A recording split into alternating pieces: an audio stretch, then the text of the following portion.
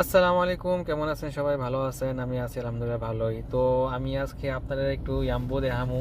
আসলে আমি একটু রেস্টুরেন্টের কাজ খুঁজতেছিলাম, তো ফেসবুকের মাধ্যমে এক ভাইয়ের সাথে যোগাযোগ হয়েছে। তো উনি কইছে ওনার নাকি ইয়াম্বোতে একটা বাবুর্চি লাগবো। তো আমি ইয়াম্বোতে যাইতাছি, তো ভাবলাম আপনারা একটু দেখাই। তো এই হইলো আমার রেস্টুরেন্ট যেখানে গেছিলাম, এটা হচ্ছে এলাকার এমন। আর এটা হচ্ছে রেস্টুরেন্ট মুস্তাকিম নাম আর কি। তো ওইদিকে যে ছোটু আছিল, তো উনি যাওয়ার পরে বললেন কি যে আপনি যান গিয়ে সেরে আজকে রাতটা ইয়া করেন, একটু রেস্ট নেন, পরে আপনার সাথে সকালে কথা হইব।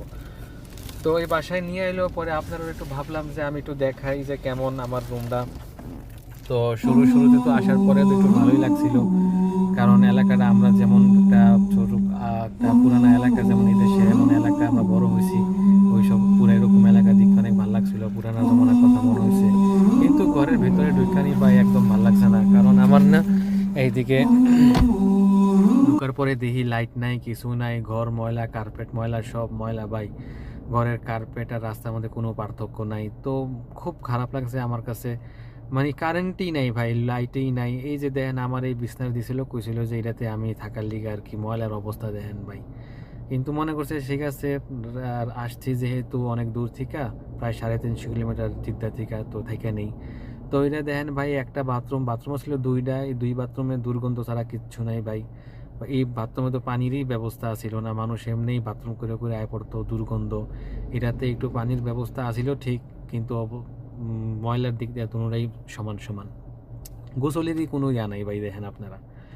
তো যাক, খুবই মনের ইয়া দিলাম, ভাবলাম আচ্ছা ঠিক আছে। তো এই হইলো আমার রেস্টুরেন্ট, সকালে যখন গেছি, তো আপনার লেগে একটু ভিডিও করলাম। এটা হয়েছিল স্টোর রুম, এরপরে এটা হয়েছে সাফ সাফাই করার জায়গা, আর এটা হয়েছে কিচেন। এইদিকে আপনার 5টা ইয়া ছিল চুলা, 3টা বড়, 2টা ছোট।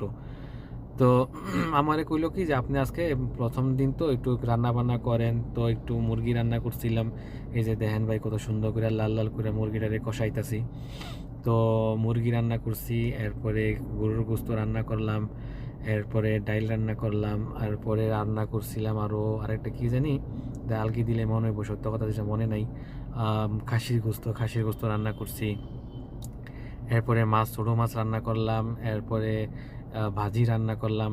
ওই যে আমার কইছিল পাতাকপি ভাজি করার লিগা, এটা অর্ধেক হয়েছে, ভাজিটা বাকি আছিল কিছু রান্না। আর এদিকে আছিল রুই মাছ আলু দিয়ে আর ঢেঁড়স দিয়ে। তো যাই হোক, তো রেস্টুরেন্টে আইলাম, রান্না বান্না করলাম, কিন্তু রান্না বান্নার পরে কথাবার্তা হইলো ওনার সাথে। তো কথাবার্তা আমার তেমন একটা ওনার সাথে ইয়া হয় নাই, কারণ উনি কইতাছিল বেতন কম, তারপরে থাকার জায়গাও এইটা। তো বেতন কম এমন